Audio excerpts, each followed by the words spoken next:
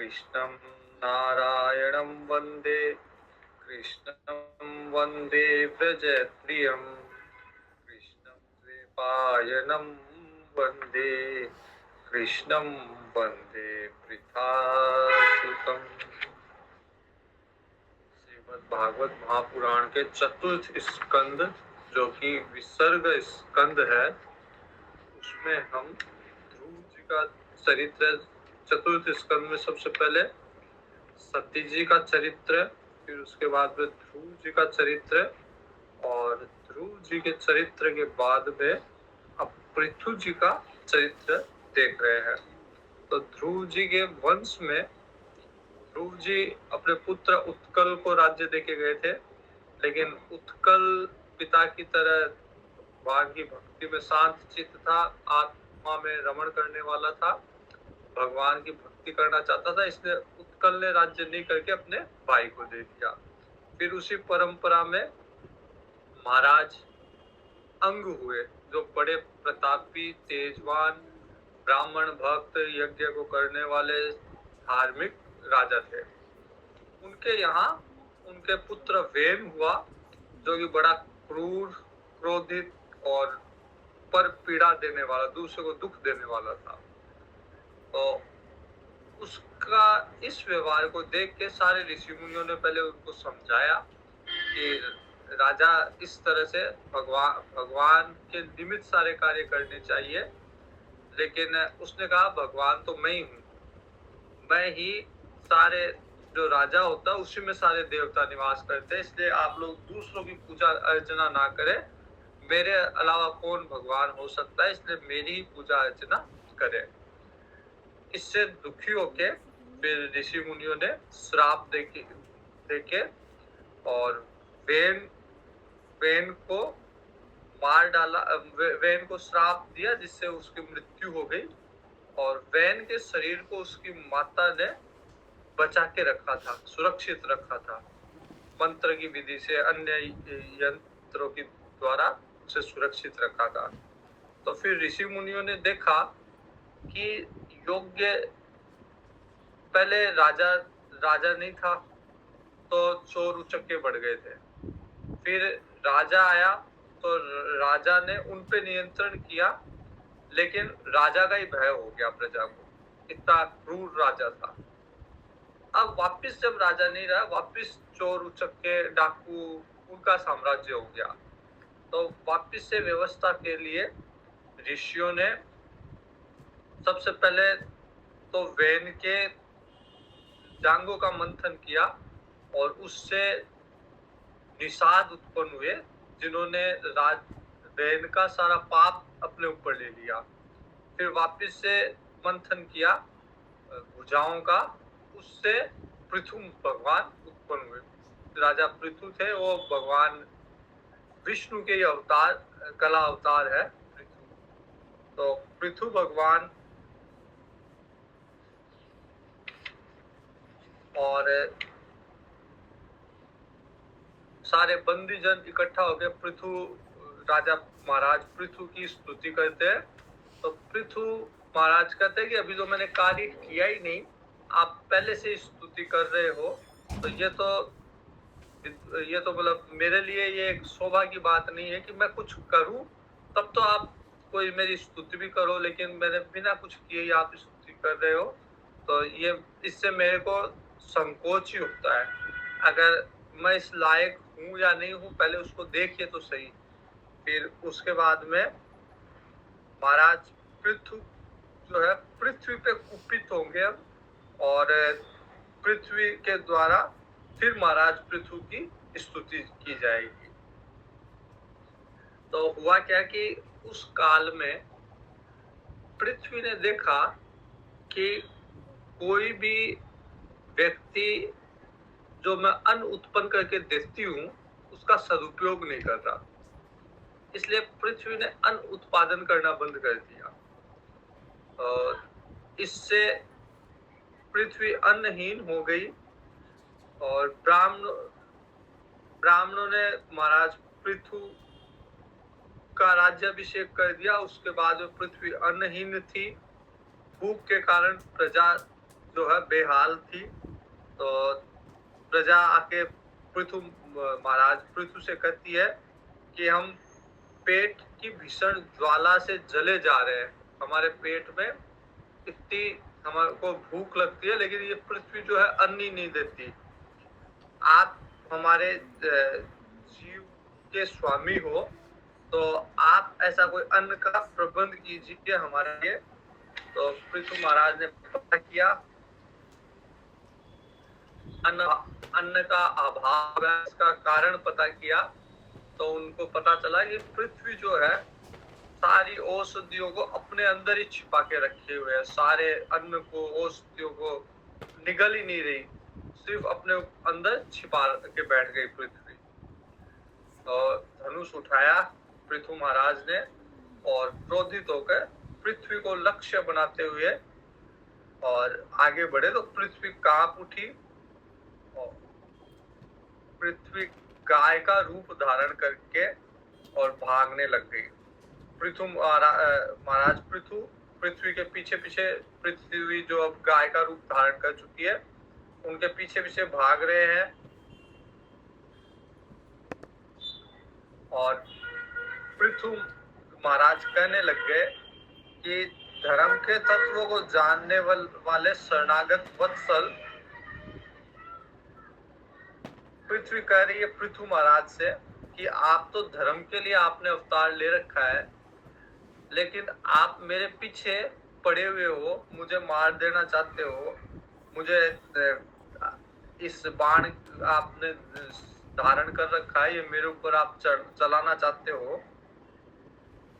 मैं तो सब प्राणियों को धारण किए हुए हूँ, अगर आपने ये बाण मेरे को ऊपर चला दिया तो मेरे टुकड़े टुकड़े हो जाएंगे, फिर आपकी प्रजा रहेगी कहाँ पे? मुझे आप क्यों मारना चाहते हो? आप धर्मज्ञ हो, लेकिन फिर भी आपने मेरे ऊपर बाण धारण कर रखा है। तो सारा जगत तो मेरे आधार पर ही है, मैं अगर नहीं रहूं, मुझे अगर आप तोड़ दो तो आपकी प्रजा जल के ऊपर कैसे रहेगी? केवल जल के ऊपर आपकी प्रजा नहीं रह सकती। तो महाराज पृथु कहते हैं कि तू मेरी आज्ञा का उल्लंघन करने वाली है। यज्ञ में देवताओं के रूप में तू भाग तो लेती है, लेकिन बदले में अन्न नहीं देती। हम लोग जो भी यज्ञ करते हैं तो उसमें पृथ्वी का अंश रहता है, पृथ्वी को भोग लगाते हैं, लेकिन अब तू जो है अन्न उत्पन्न नहीं कर रही, तो इसलिए मैं तेरे को मार डालूंगा। तो इस तरह से है जैसे तू प्रतिदिन घास तो खा लेती है हरी हरी, लेकिन दूध नहीं देती, इसलिए अब मैं तेरे को, ये अनुचित है। प्रजा क्या करेगी अगर तू उत्पन्न नहीं करेगी, अन्न नहीं उत्पन्न करेगी, तो प्रजा दुखी होगी, और राजा को चाहिए कि प्रजा के हित के लिए कार्य करे। तो अन्न आदि बीज को अपने में लीन कर लेती है, लेकिन उसको उगलती नहीं है, गर्भ से निकालती नहीं है। जो दुष्ट अपना ही पोषण करने वाला होता है, अन्य प्राणियों के प्रति निर्दयी होता है, तो उसे तो वो कोई भी हो, स्त्री हो पुरुष हो, राजा को चाहिए कि ऐसे व्यक्ति को मार डाले।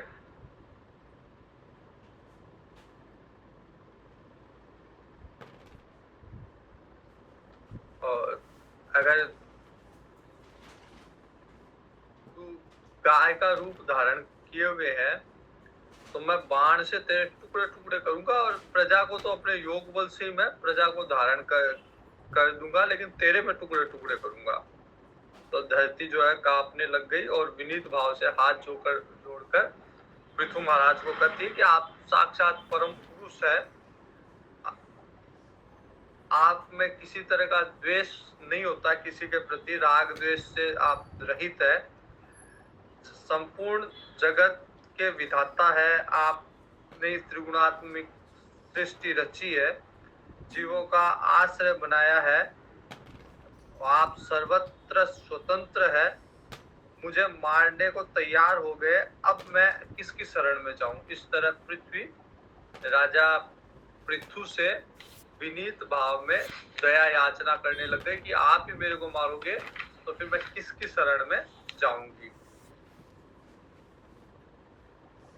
आपने जगत की रचना की तो उस समय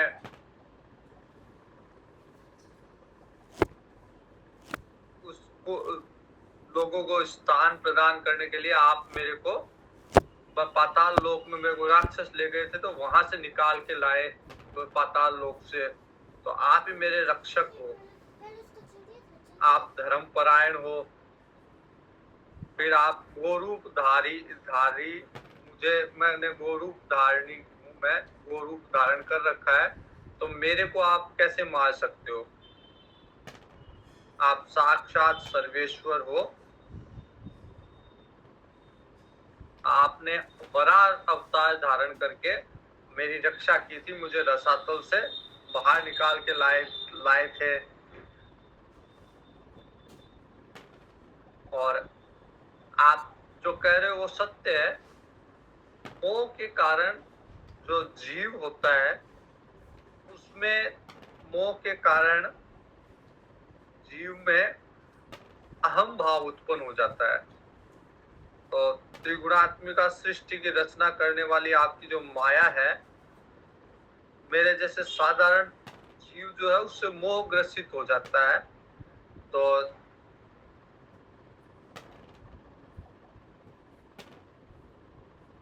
इंद्रिय संयम आदि के द्वारा यज्ञ का विस्तार करने वाले आपके भक्त हैं। ऐसे अनेकों भक्तों को मैं नमस्कार करती हूँ जो इंद्रिय संयम पूर्वक यज्ञ का अनुष्ठान करते हैं। वो जब यज्ञ का अनुष्ठान करें तो उनके लिए निश्चित रूप से जो है मुझे देना चाहिए। तो पृथ्वी की ने ये इस तरह से याचना की भगवान पृथ्वी से, और पृथ्वी कहती कि आप अपना क्रोध शांत कीजिए।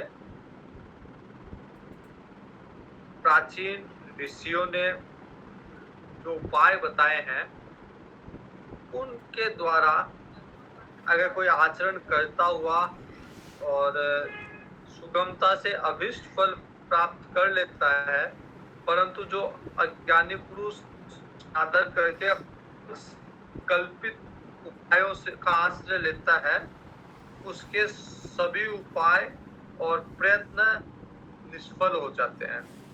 तो जो ऋषियों की परंपरा है, उस परंपरा से अगर कोई मेरा दोहन करेगा तो उसको मैं अन्न प्रदान करूंगी।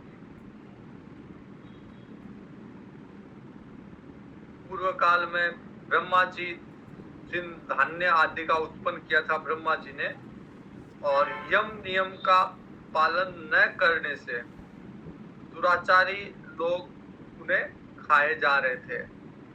राजा लोग मेरा पालन और आदर करना छोड़ दिया। राजा लोगों ने, सब लोग चोरों के समान हो गए और कोई धर्म का आचरण नहीं कर रहा था। इसलिए मैंने जो यज्ञ से उत्पन्न हुआ अन्न है, औषधि है, उसको मैंने अपने अंदर छिपा लिया। मैं उत्पन्न नहीं करती हूँ।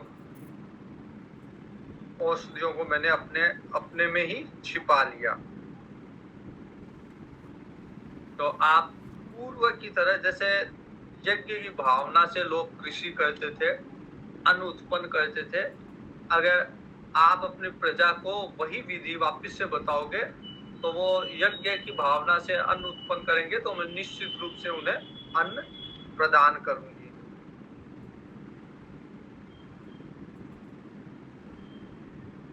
समस्त प्राणियों को बल की वृद्धि करने के लिए अन्न की आवश्यकता होती है। तो आप मेरे योग्य बछड़ा लेके आओ। मैं गोरूप में हूँ, अब मेरे लिए आप बछड़ा लेके आओ, पात्र लेके आओ और फिर मेरा दोहन करो। और पृथ्वी ने इस तरह कहा कि जब बछड़ा आएगा तो स्नेह से, बछड़े के स्नेह से मेरे अंदर दूध का प्रवाह होगा। तो आप मेरा दोहन करना चाहते हो तो मेरे अनुकूल वत्स लेके आओ, बछड़ा लेके आओ, जिससे फिर मेरा दोहन किया जा सके। और आपको एक बात और है कि मैं अभी उबड़ खाबड़ हूँ, तो आप ऊंची नीची अवस्था है मेरी, आप मेरे को समतल करो पहले। जैसे आप मेरे को समतल करोगे तो यहाँ पे इंद्र जो जल बरसात करता है, तो वो बारिश का जो जल है वो सर्वत्र फैल जाएगा, कहीं एक जगह पे इकट्ठा नहीं होगा, समतल भूमि में सर्वत्र फैल जाएगा, आर्द्रता भूमि में बनेगी, भूमि में नम रहेगी भूमि, जिससे अन्न उत्पादन होगा। और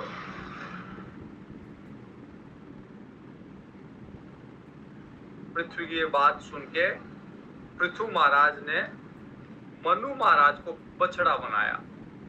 महाराज पृथु ने मनु महाराज को बछड़ा बना के और पृथ्वी के समस्त धान्य को दुहा। तो जैसे पृथु महाराज ने गोरूपी पृथ्वी को मनु महाराज क्योंकि धर्म की स्थापना करने वाले हैं, इसलिए उनको बछड़ा बनाया और उनके द्वारा फिर जो भी अन्न आदि पृथ्वी का दोहन किया, उससे अन्न आदि प्राप्त हुए। उसी तरह अब अन्य लोग भी पृथ्वी का दोहन कर रहे हैं, तो उसमें ऋषि लोग हैं, उन्होंने बृहस्पति जी को बछड़ा बनाया और उसके द्वारा इंद्रियां, वाणी, मन, स्रोत, इन पात्रों में वेद रूपी पवित्र दूध हुआ। तो ऋषियों को अपने मन, वाणी, इंद्रियों को संयमित करके और वेद की वाणी प्राप्त हुई। वैसे देवताओं ने इंद्र को बछड़ा बना लिया, जो उनमें प्रमुख था उसको बछड़ा बना लिया। तो देवताओं में प्रमुख है, ऋषियों में प्रमुख बृहस्पति जी, तो बृहस्पति जी को बछड़ा बना लिया।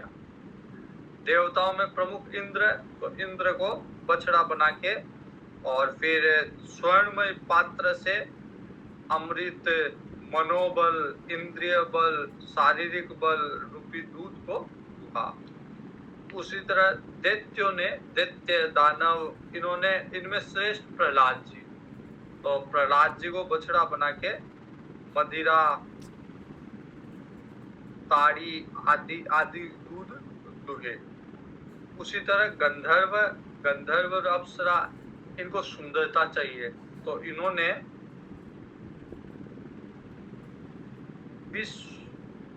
विश्वावसु को बछड़ा बनाया और संगीत, माधुर्य, सौंदर्य, ये सब इन्होंने प्राप्त किए।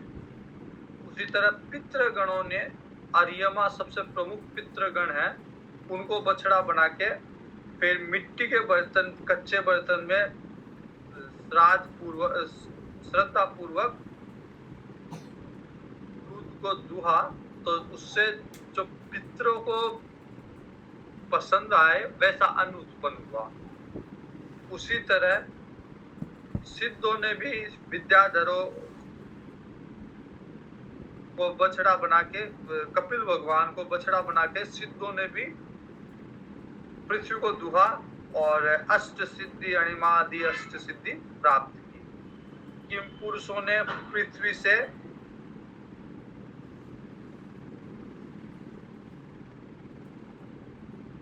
मैदानव को बछड़ा बनाया और तरह तरह की अंतर ध्यान होने की आदि विचित्र सिद्धियां प्राप्त की। माया, जो संकल्पमयी माया प्राप्त की। उसी तरह यक्ष, राक्षस, भूत, पिशाच सब ने पृथ्वी का दोहन किया। सांप ने भी दोहन किया। सांप ने तक्षक को बछड़ा बनाकर और विष प्राप्त किया। अन्य पशुओं ने भगवान रुद्र के वाहन बैल को बछड़ा बना दिया और फिर वन में जो उत्पन्न होती है वो प्राप्त किया। पक्षियों ने, वृक्षों ने, पर्वतों ने हिमालय को बछड़ा बनाया और शिखर रूपी पात्र में धातुओं को धातु प्राप्त की। तो पृथ्वी ने सबको सब लोगों को उनके अभीष्ट जो वस्तुएं थी वो प्रदान की। महाराज पृथु आदि जो राजा थे उन्होंने अन्न प्राप्त किया, दूध के रूप में अन्न प्राप्त किया, और इससे महाराज पृथु जो है प्रसन्न हो गए, और अब पृथ्वी को पुत्र के रूप में उन्होंने स्वीकार किया। पुत्र के समान स्नेह हो गया उनका। कन्या रूप में उन्होंने पृथु महाराज ने पृथ्वी को कन्या रूप में स्वीकार किया।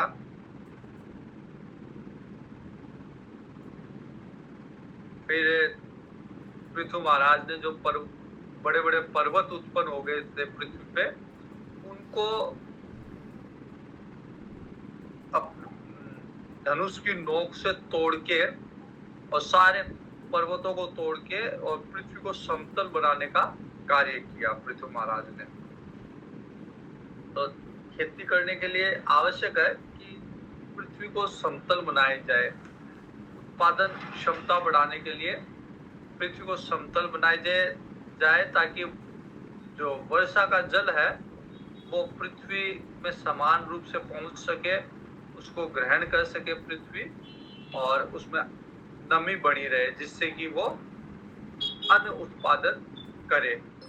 तो पृथु महाराज ने समतल किया और अनेक तरह की जो बसावट है, गांव, कस्बे, नगर, दुर्ग, अहीर की बस्तियां, पशुओं को रहने का स्थान, छावनियां, खाने, किसानों के गांव, तलहटी के गांव, ये सब बसाए पृथु महाराज ने पृथ्वी के ऊपर।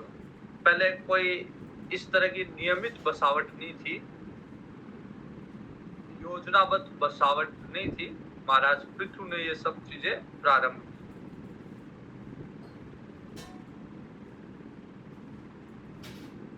इसके पहले पूर्व और ग्राम आदि का विभाग नहीं था। अब महाराज पृथु ने पृथ्वी पर जब ये व्यवस्था हो गई, पृथ्वी समतल हो गई, पृथ्वी पे गांव बस गए, शहर बस गए, नगर बस गए, और पृथ्वी अब अन्न भी प्रदान करने लग गई, तब महाराज पृथु ने 100 अश्वमेघ यज्ञ किए। पृथु महाराज ने अश्वमेघ यज्ञ की दीक्षा ली और यज्ञ प्रारंभ किए। 99 यज्ञ हो गए तो इंद्र को चिंता हुई। इंद्र को लगा कि 100 अगर यज्ञ पूरे हो गए तो ये मेरे पद को प्राप्त कर लेंगे। इसलिए इंद्र ने यज्ञ का जो अश्व था उसको इंद्र ले गया। भृगु महाराज ने देखा, तो भृगु महाराज ने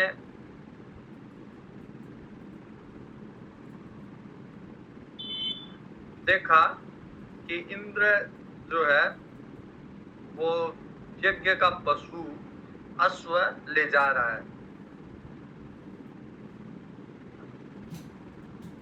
तो उन्होंने पृथु महाराज के पुत्र को बताया और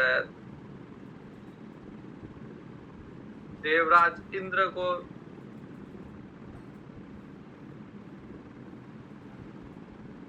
पृथु महाराज का पुत्र जो है वो गया देवराज इंद्र के पास। देवराज इंद्र जो है उसने भेष बदल लिया, भेष बदल के ले जा रहा था अश्व, तो वहां से अंतर ध्यान हो गया।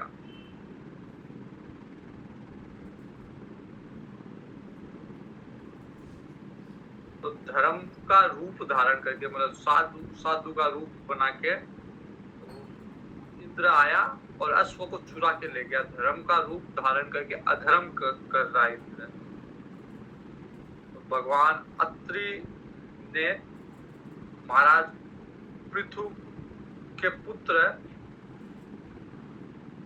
उसको कहा कि इंद्र के पीछे जाओ और अपना अश्व लेके आओ। इंद्र जो जटाजूट शरीर में भस्म लगा रखी है इंद्र ने, तो पृथु का जो पुत्र था, उसने कहा कि मैं तो ये साधु के भेष में है, इसको नहीं मारूंगा इंद्र को। अत्रि मुनि ने कई बार कहा कि इसको मार डाल, लेकिन पृथु के पुत्र ने मारने से मना कर दिया।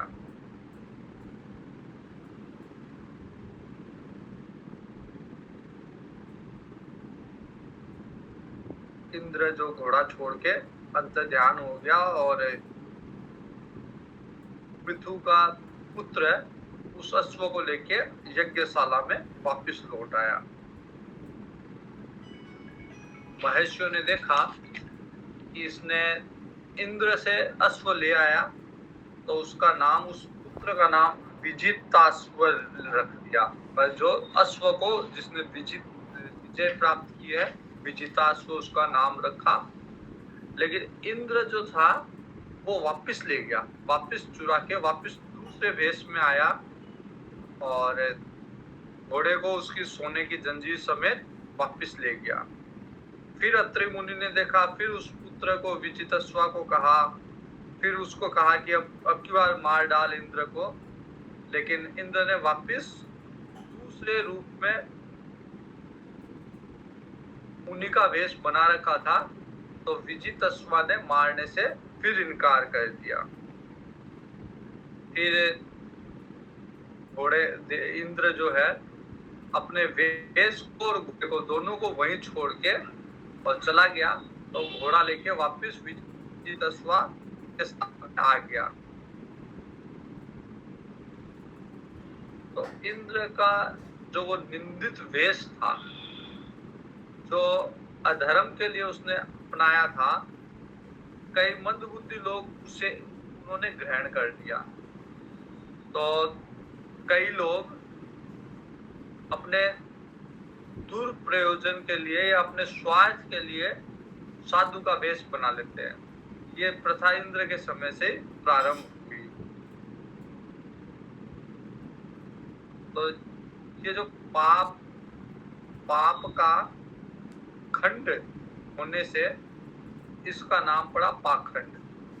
तो जो साधु का वेश बना के और संसार की माया को ग्रहण करना चाहता है, वो पाखंड कर रहा है।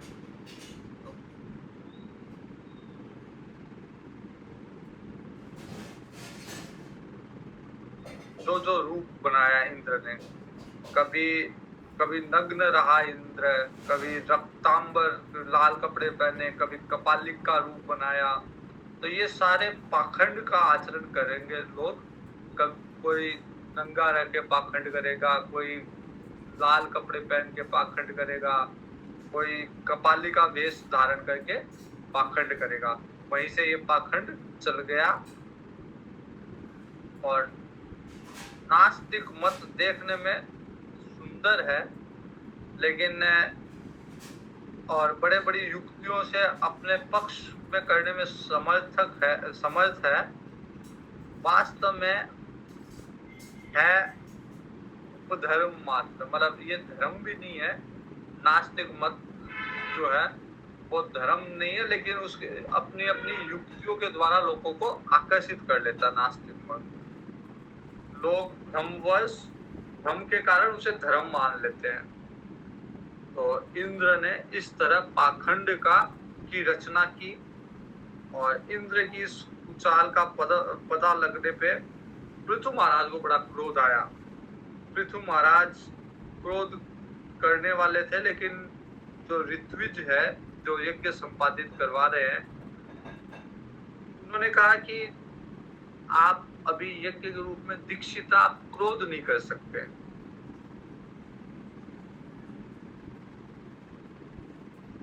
तो पृथु महाराज इंद्र का वध करना चाहते थे, लेकिन ऋत्विजों ने कहा कि आपने यज्ञ दीक्षा ले रखी है, इसलिए इस समय इंद्र का वध करना उचित नहीं है, किसी भी तरह की हिंसा करना उचित नहीं है।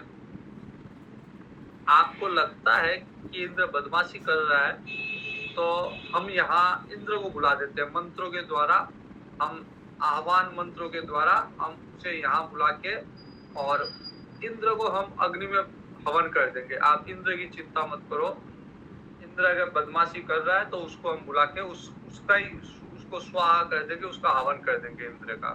उसकी चिंता आप मत करो। उन्होंने इंद्र का आह्वान किया, और जैसे ही इंद्र आहुति डालने वाले थे, ब्रह्मा जी वहां आ गए और उन्होंने रोका, सारे यजकों को रोका ब्रह्मा जी ने। और ब्रह्मा जी ने कहा कि भाई इंद्र तो भगवान का प्रतिनिधि है, भगवान की मूर्ति है, आप उसे कैसे यज्ञ में स्वाहा कर सकते हो, कैसे उसको यज्ञ में डाल सकते हो। सारे जो देवता जिसकी आराधना करते हैं वो सब इंद्र के ही अंग है, तो यज्ञ द्वारा आप उसे मारना चाहते हो, इंद्र को ही मारना चाहते हो।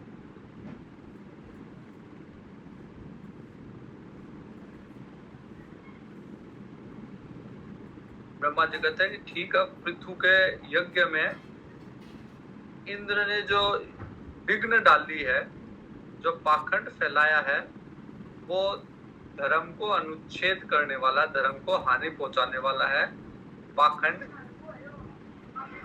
इस बात पर ध्यान दो कि अगर ज्यादा इंद्र का विरोध करोगे तो वो और ज्यादा इस पाखंड के मार्ग को फैलाएगा। माया भी है इंद्र, तो जितना उसका विरोध करोगे वो उतना पाखंड को और फैलाएगा। इसलिए एक काम करो कि जो 99 यज्ञ तुम्हारे हो चुके हैं, इसको यही रोक दो, 99 रखो। 100, क्योंकि इंद्र को डर है कि 100 यज्ञ पूरा कर लेगा तो इंद्र पद प्राप्त हो जाएगा। तो ब्रह्मा जी कहते हैं इसको 99 ही रहने दो। इंद्र से अनावश्यक रूप से बैर भाव मत रखो। अगर इससे बैर करोगे ये और पाखंड फैलाएगा और अपनी माया, पाखंडी माया को विस्तार देगा। इसलिए 99 ही रहने दो यज्ञ।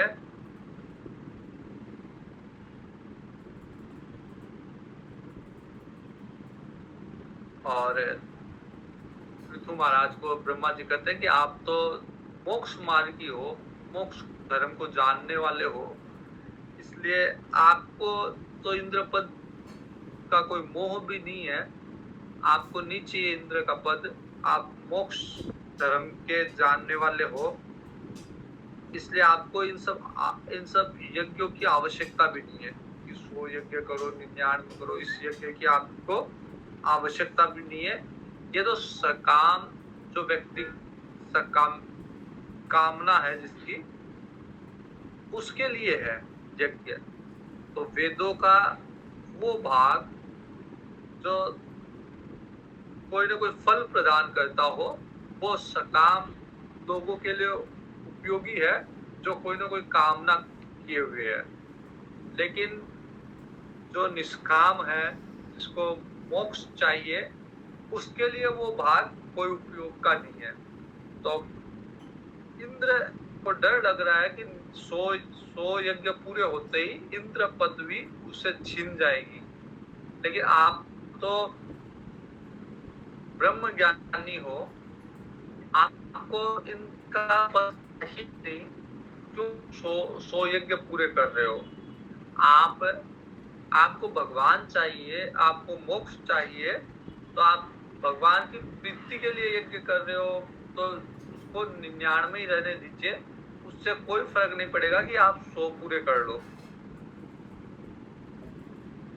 और आपको, क्योंकि सब भगवान का ही शरीर है, इसलिए आपको इंद्र से भी द्वेष नहीं रखना चाहिए, इंद्र के प्रति भी क्रोध नहीं करना चाहिए, क्योंकि इंद्र भी भगवान का ही स्वरूप है।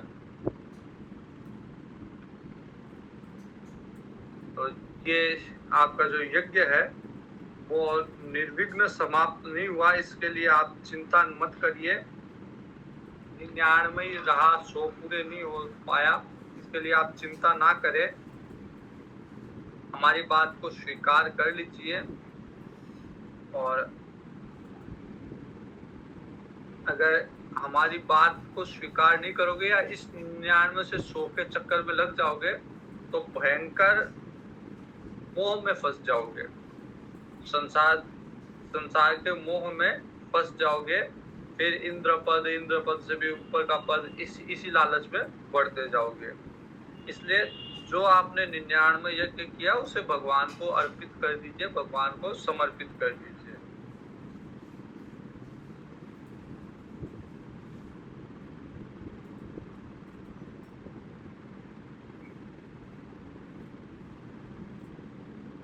तो इंद्र आपके घोड़े चुरा के यज्ञ में विघ्न डाल रहा था, उसी के द्वारा पाखंड और सारी पाखंड रचा गया, जिससे सारी जनता खींची चली जाती है उस पाखंड में। आप साक्षात विष्णु के अंश हो। वैन के दुराचार से धर्म लुप्त हो गया था, तब धर्म की रक्षा के लिए आपके शरीर का अवतार हुआ है।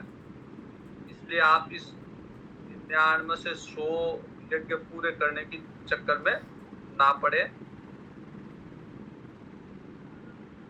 आप इस अवतार का उद्देश्य क्या है, आपने जो अवतार लिया पृथ्वी के रूप में, उस पे विचार करके भृगु आदि मुनीश्वरों का संकल्प पूर्ण कीजिए। जिन्होंने आपके शरीर की रचना की है, वैन के शरीर को मथ के उन ऋषियों की संकल्पना को आप पूरा कीजिए। प्रचंड पाखंड का जो पथ है वो इंद्र की माया अधर्म की जननी है। मतलब पाखंड जो होगा वो अधर्म की जननी है। पाखंड आप इसे नष्ट कर डालिए, पाखंड को आप नष्ट कर डालिए और इस चक्कर में ना पड़े कि आपको इंद्र का पद चाहिए। ब्रह्मा जी के समझाने पे पृथु महाराज को समझ में आया कि तो यज्ञ पूर्ण ये सकाम कामना के लिए है, पद प्राप्त होगा, इंद्र पद भी प्राप्त होगा, तो वो भी भगवान की भक्ति की तुलना में कुछ नहीं है। तो राजा पृथु ने आग्रह छोड़ दिया और इंद्र के साथ प्रीति पूर्वक रहने लग गया, जैसे प्रेम पूर्वक पहले रहता था। ये इंद्र भी भगवान का ही अंश है, इसलिए इंद्र के साथ प्रीति पूर्वक रहने लग गया। फिर इसके बाद में यज्ञान स्नान करके निवृत्त हुआ। यज्ञों से तृप्त हुए देवता भी पृथु महाराज को उन्होंने भी वरदान प्रदान किए और पृथु महाराज ने भी यज्ञ को संपन्न कराने वाले ब्राह्मणों को दक्षिणा दी, ब्राह्मणों का सत्कार कर उनको संतुष्ट दिया, उनसे आशीर्वाद प्राप्त किया।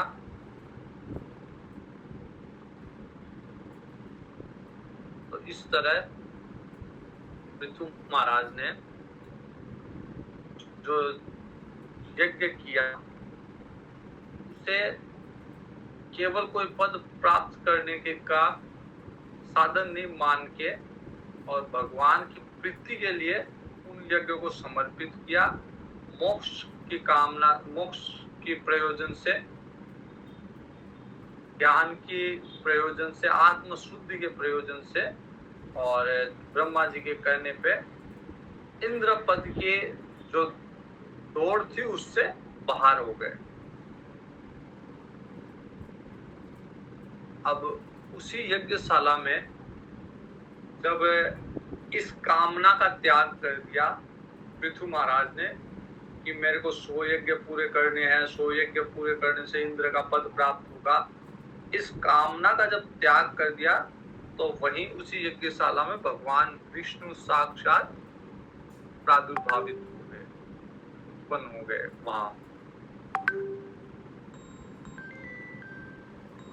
भगवान विष्णु को बड़ा संतोष हुआ। उन्होंने इंद्र सहित वहां पे भगवान विष्णु आए।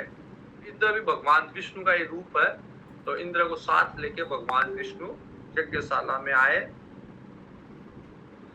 और कहा कि जो श्रेष्ठ मानव साधु सद्बुद्धि से संपन्न होते हैं वे दूसरे जीवों में द्रोह नहीं करते, क्योंकि वो भी उनकी आत्मा है।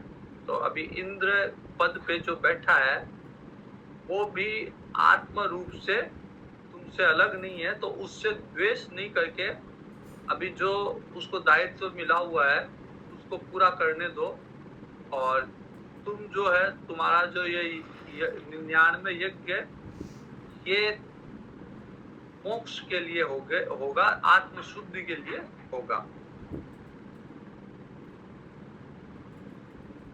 अगर तुम्हारे जैसे लोग भी माया से मोहित हो जाते हैं तो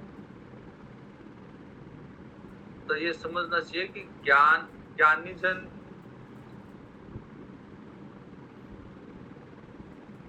बहुत दिनों तक ज्ञानियों की सेवा करने के बाद में भी कुछ प्राप्त नहीं किया। अगर तुम्हारे जैसे लोग भी मोह से मोहित हो गए, ज्ञानवान पुरुष इस शरीर को अविद्या का, वासना का, कर्मों का पुतला समझते हैं, तो उनमें आसक्त नहीं होते। तो शरीर में आसक्त नहीं हुए तो फिर अन्य वस्तुएं, अन्य घर, पुत्र, धन, इनमें तो ममता रखते ही नहीं ज्ञानी लोग। तो इसलिए जो यज्ञ किया है उसको किसी कामना से नहीं करना, उस यज्ञ को ज्ञान के निमित्त या आत्मा की शुद्धि के निमित्त करना चाहिए। आत्मा एक ही है, शुद्ध रूप से वो सब में विराजमान है, तो इसलिए किसी के प्रति ईर्ष्या, हिंसा नहीं करनी चाहिए। समता में स्थापित, तत्व ज्ञान प्राप्त करके समता में स्थापित हो जाना चाहिए।